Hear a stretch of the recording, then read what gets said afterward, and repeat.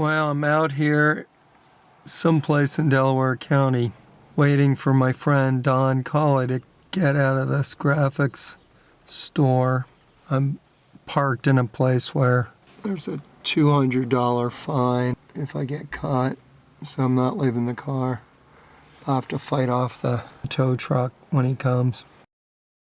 We're trying to do a little movie about an artist named Matt McGoff who died about a year ago. Don was really good friends with him. A guy he knows named Gary Lindauer, who may have some of Matt's work that we're going to go try to film. This is one of those rainy days that I remember so well from my childhood. Depressing.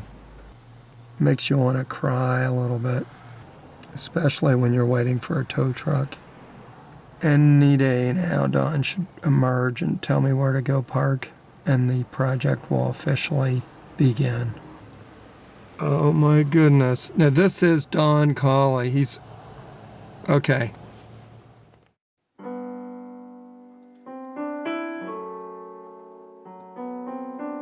How do you judge a person's life?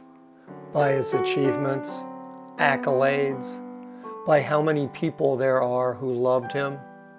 And what if he is a troubled artist who dies young? An artist with a character deeply flawed in some respects and admirable in others. And who can tell for sure the worth of his greatest painting? I was amused by him because his stories were great and interesting. And I was curious about him because he was so unusual, just as a person. He was a very unusual person. But he was also really scary. Even though I had modeled before, my experience with artists was very limited.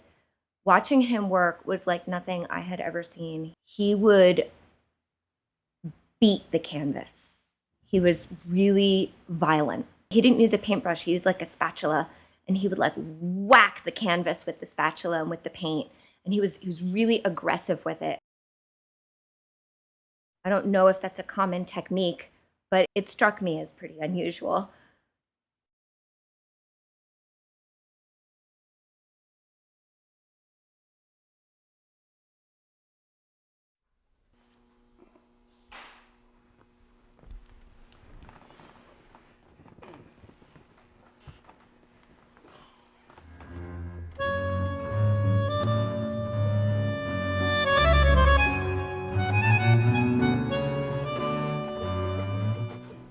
He awoke each morning.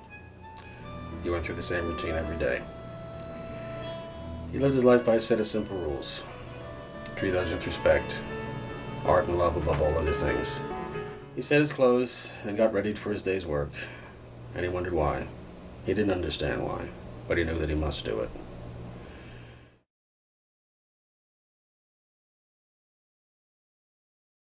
Now, Don, you've been after me for over a year to do this project on Matt.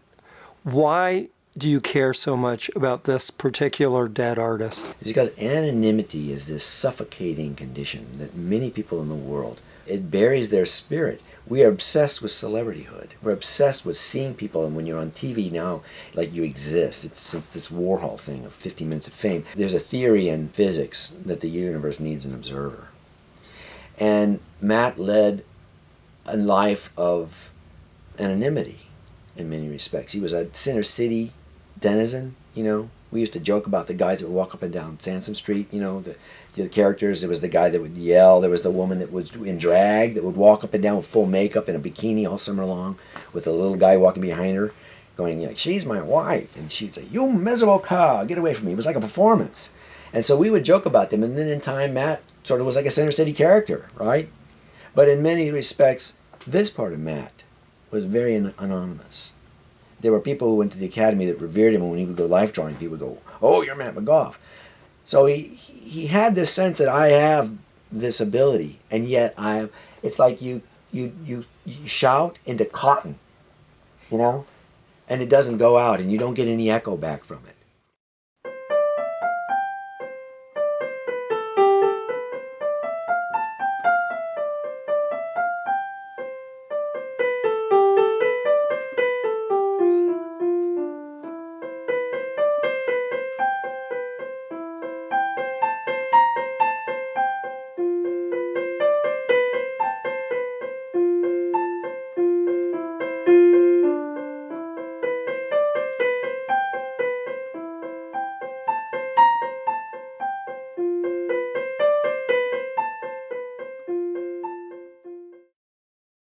I never met Matthew McGoff.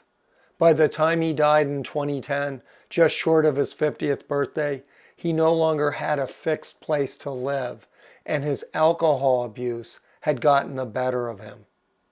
But his friends adored him, despite what some would consider a pretty challenging personality. I wish you could have met him because he was really a character. Matt was a sweet guy and extraordinarily grumpy at the same time.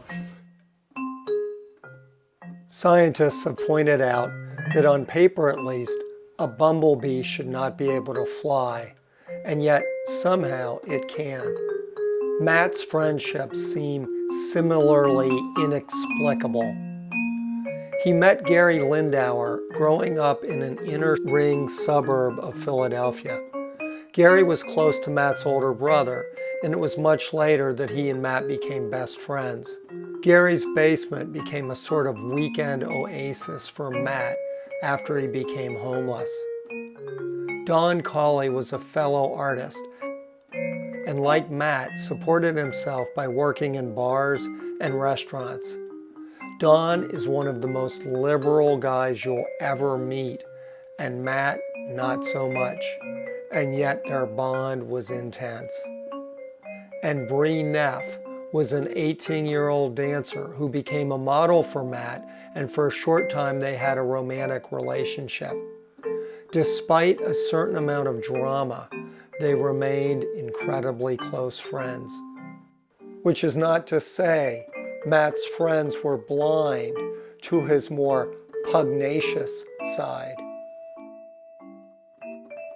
I was so young when I met him, and I went to his studio for the first time, and he was like a lunatic. And was he pretty well thought of in the neighborhood, or? Well, that would depend on who you spoke to, I guess. He loves stereotypes. Yeah, his humor was biting, sarcastic, legendary in the neighborhood. He loved labeling. People were just kind of afraid to be around them for fear that once they left, they would be talked about mercilessly or to their face. So, And he thought that that was funny. Fortunately, I was spared from a lot of that, maybe because he liked my sister and didn't want to offend me. So, A touch set in his way about some stuff.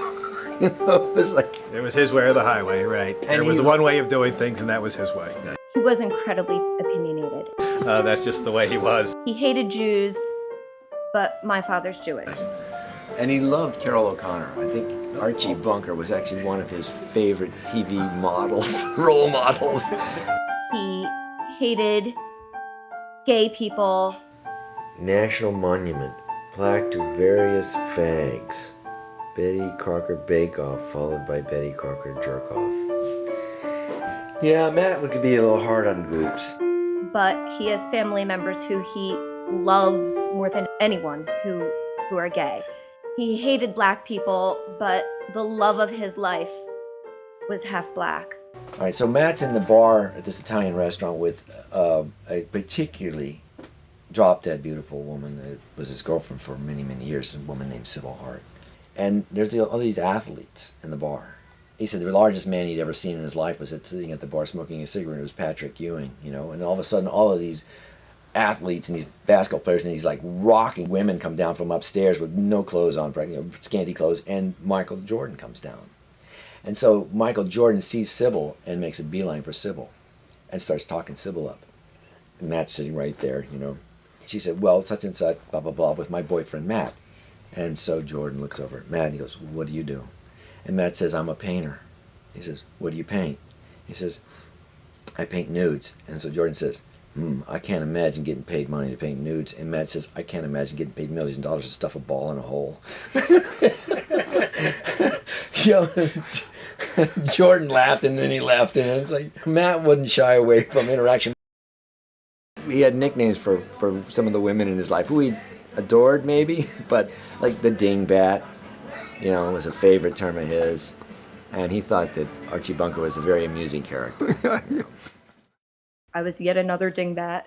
If I came across as trying to be a little bit dingy, a little bit stupid, you know, because that's what girls do sometimes, he called me on it. And the people who I think ended up remaining in friendships with him were the people who could take it for what it was. So much of the time, he would tear us to bits and pieces, but he was right. And I also know that as hard as he was on us, I know he was 10,000 times harder on himself. I know that he was really uncomfortable in his own skin. He was uncomfortable in the world. He couldn't understand how people could act with such stupidity all around him, but they had such little value for what he had to give. He was a Philadelphia institution almost. I mean, people that were in the Center City district that fell on Matt's grid all knew him very well, because if you saw him once, you'd see him 1,000 times.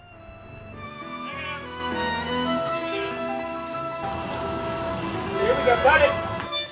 Cut it. All right. All right. Back, you got about 2 feet.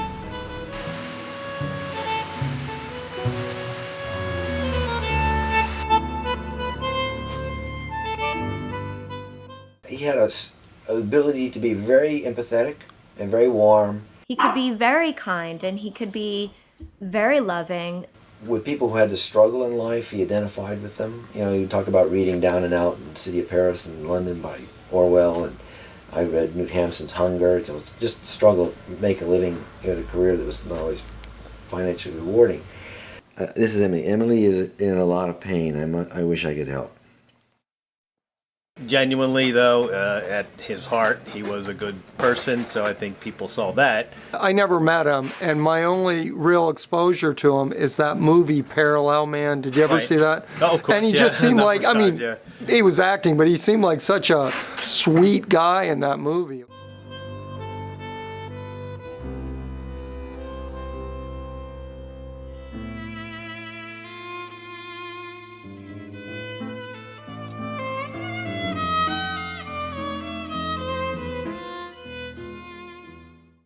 There you go. Aren't you the guy that talks people into parking spaces?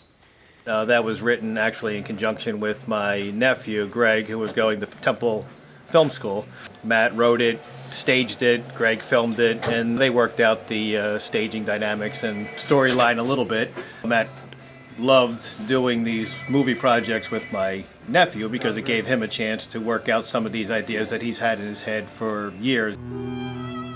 Thanks, that was a lot of help. Here you go. You sure? Oh, thank you. Oh, well, thank you. You're welcome. Yeah. He was a real good mimic. And he dated a woman who was a dancer for a while, Bree. We knew he didn't have any money. The art that I have, most of it, it was gifts. I don't know if she saw him dance, but she thought Matt was probably a really good dancer because he was a keen observer of people, and he would copy the way people would walk and copy the way they would talk, and he did a really good Johnny Carson. There were a number of characters he would do. He had a lot of abilities, and he loved performing. He was quite a character, very colorful. Well, what surprised me is what Gary said about him writing Parallel Man. Yeah. He considered his artwork his primary purpose for being, but in the sketchbooks, he would just jot notes, and then sometimes the notes became ideas for a future television show, just random humorous thoughts. He loved to tell stories, and he thought it was part of his Irish culture and nature. He was always working on something. His preference was life, though. He always wanted to have a model. And Matt was for a long time, was either working or he was painting, And he was a flaneur. He liked to be out in the city, and he had a dog. So he had a big commitment to his dog. He had a lot of commitment to his artwork. He usually was in pursuit of females, if possible, and had affairs with, I think, all but a very few of his models. Matt liked to brag that he slept with every single one of his models. Sorry, models. To the best of my knowledge, it's true. There was something about him. There was a really gentle side to him and a really loving side to him. We used to hang out a lot. We would go out, we would walk around, walk on South Street, we'd go to bars.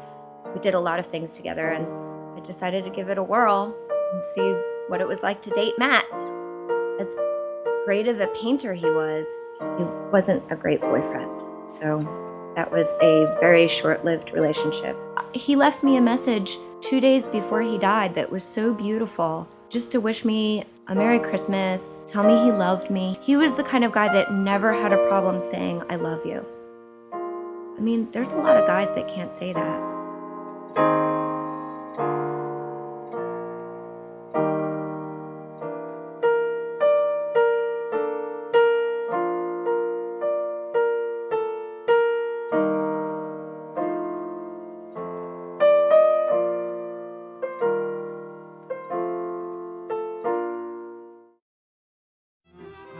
Keep it straight. Come on. Plenty of room. Keep going. Keep going. Keep going. Stop. You're good. I love this short film, The Parallel Man, that Matt made with Greg Rouleau. I think it captures certain profound truths about artists, the obsessive nature of making art, being driven by a force that you don't quite understand to build a parallel world as a better equivalent to this one, and the transforming power of the imagination, where ugliness becomes beautiful and joy rises from loneliness.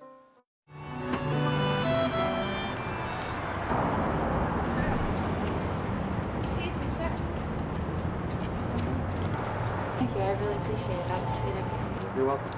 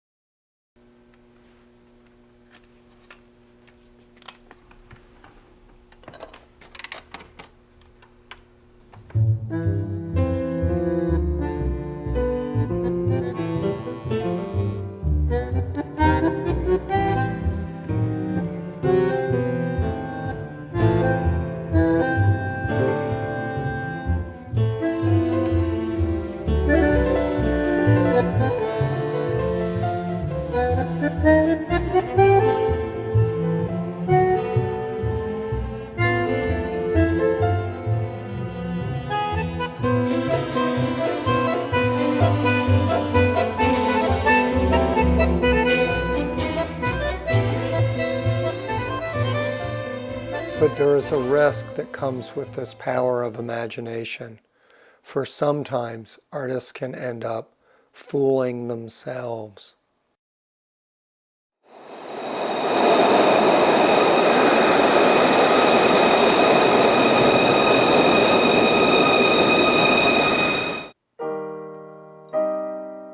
When Don Colley first got me involved with this project, he told me that Matt was a gifted artist whose life had spiraled out of control. He had started living in his studio after he lost his apartment. It started happening a few years ago where he sounded weary. It would be cold in the wintertime, he'd be talking about how freezing it was in the studio. In the summertime, he just couldn't take the heat. You know, it was sweaty and it was miserable and stuff was sticking to him. And his drinking was going up, and I could tell that he'd been drinking on some of these conversations, and he had a fantastic memory.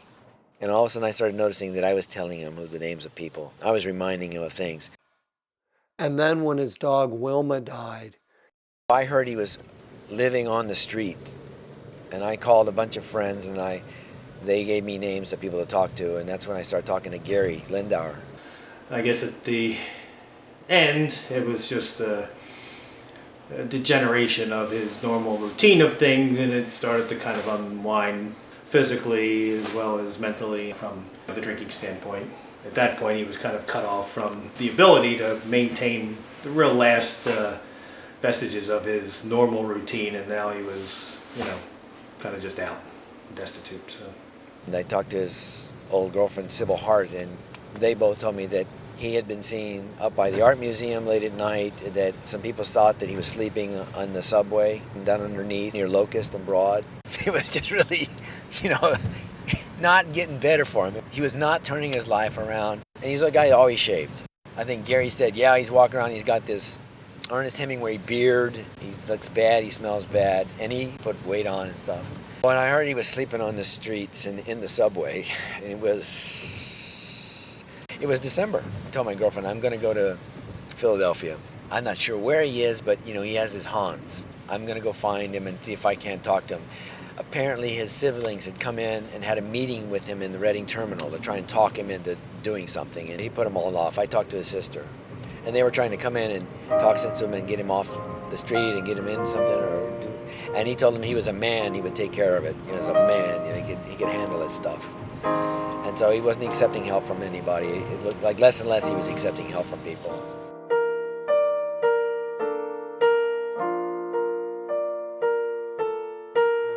And I got down at 16th Street at Suburban Station, started walking all around. I started seeing all these guys hanging out on benches, and I went underneath City Hall. I went in and out of all of these places and walked by every bench I could find, and in the corners.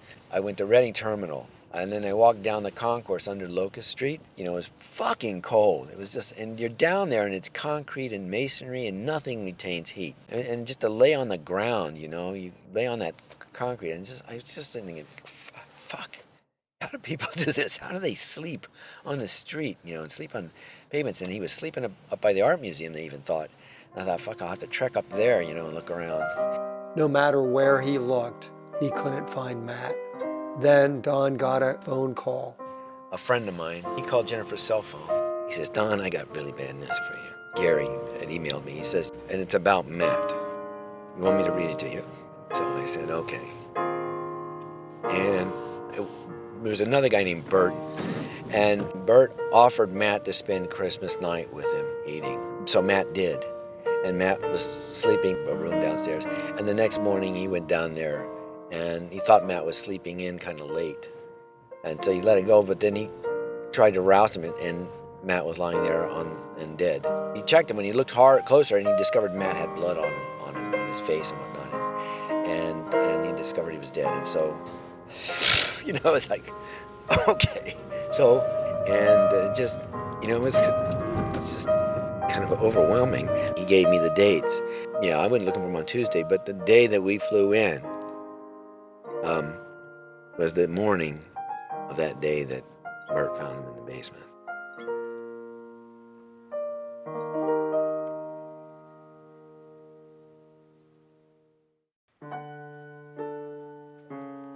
Part of me is a real sucker. I should know better, but it's hard to resist the whole Van Gogh thing.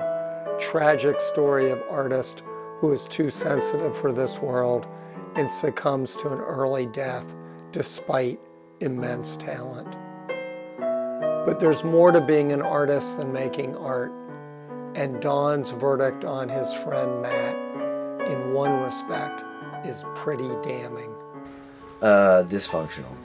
Well, what is dysfunctional? Matt's ability to manage his own career. A lot of artists have to learn on the job how the business end of art. It's not discussed much for most of us when you're in college. We're all aesthetic and craft and things like that. But how to feed yourself as an artist is, you're on your own. You figure that out. And even in the art world, there's flux. You can work deals out. Dealers don't always tell you what you need to know, and in illustration jobs, they don't always tell you what you need to know, like things like work for hire. Most artists are such knuckleheads, they think work for hire means you hire me, I do the drawing, you pay me. What it means is that you lose the rights to the copyrights to the image. You can't even reproduce your own image. You have to pay the person that you sign the contract says work for hire. So this is all stuff that we learn on the job, and Matt had a huge discomfort with the business side of the game, and playing the game and presenting yourself. And he approached some galleries, and it was usually difficult for him, very, very difficult. I brought him out to Chicago and got him a show out in Chicago with people that thought his work was dynamite. They made a sale out there, and they introduced him to a guy and asked him, "Have you ever taught before?" And Matt couldn't even follow up on a possibility of a job teaching in Chicago. He says, "Where would I live in Chicago?" I said, "You idiot, you just get the job. They're going to pay you good money, and I'll help you get a studio." He was a bit of a naive. He was a kid out of a working class neighborhood that went to the big city right there in Philadelphia, had never even been to the Philadelphia Museum of Art. I think he went to a commercial school, and one of his teachers said, "What are you doing here? You're a painter. Have you ever been to that building down the Parkway?" And so he said, "Why don't you They often go down there.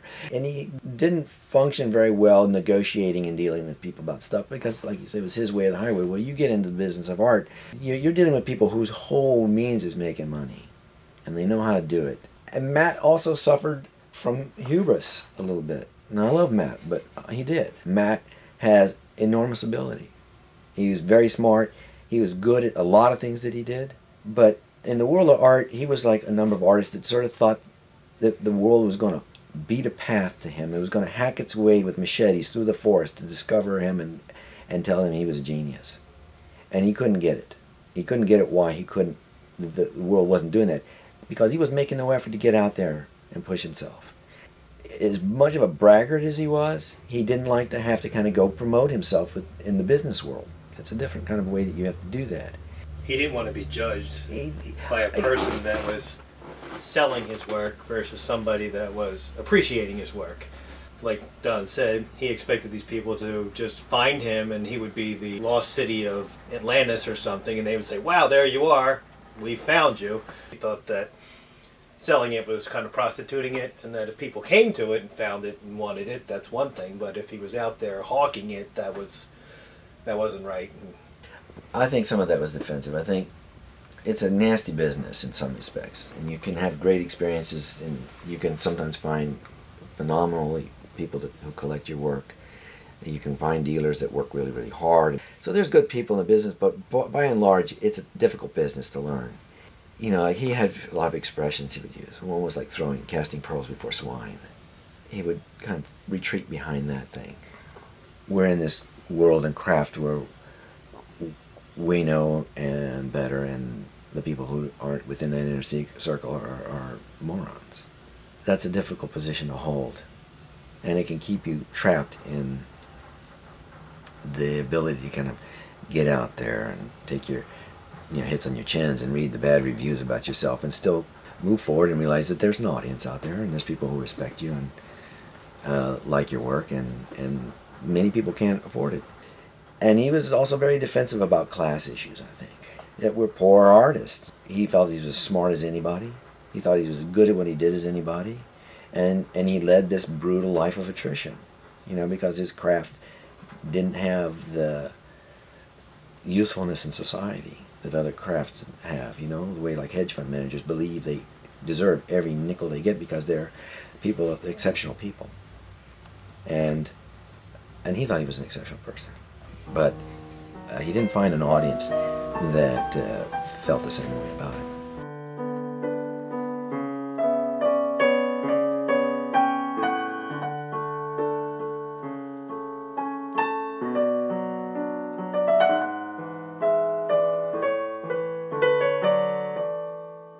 Who's this model here? That's Mary Day. I think his first full-time or steady model when he was out of school.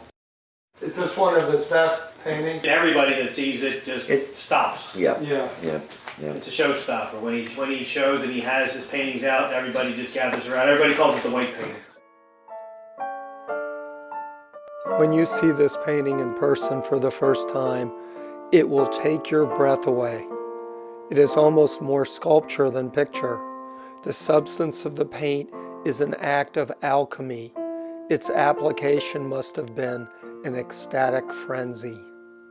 Passion, lust, anger, love, joy, sadness, the whole of Matt's troubled life exists in this monumental object.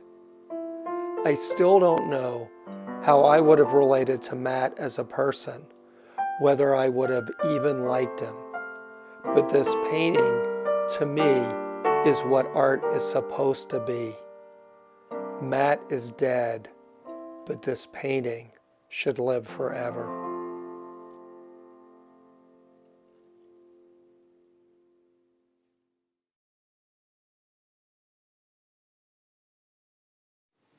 Well, it's a year later. I'm back at Fidelity Graphics, Gary Lindauer's graphics store. Boy, it's the kind of day you remember from childhood. It's just glorious, makes you glad to be alive. I've had a year to kind of think about Matt and his life and his accomplishments, and I do believe he was a heck of a good artist and he did mess up his life, I'm afraid. But if there is one legacy to be had from anyone's life, it is to be truly loved by your friends. And if I look back on the love that Don Colley, Gary Lindauer, and Bree Neff so clearly had for this man, Matt McGoff, I think he had a pretty good life.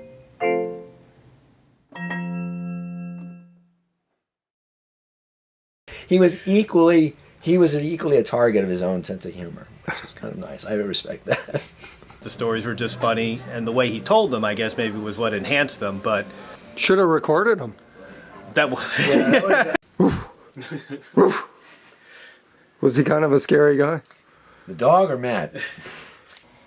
He just wanted to work with light and color and to bring that alive.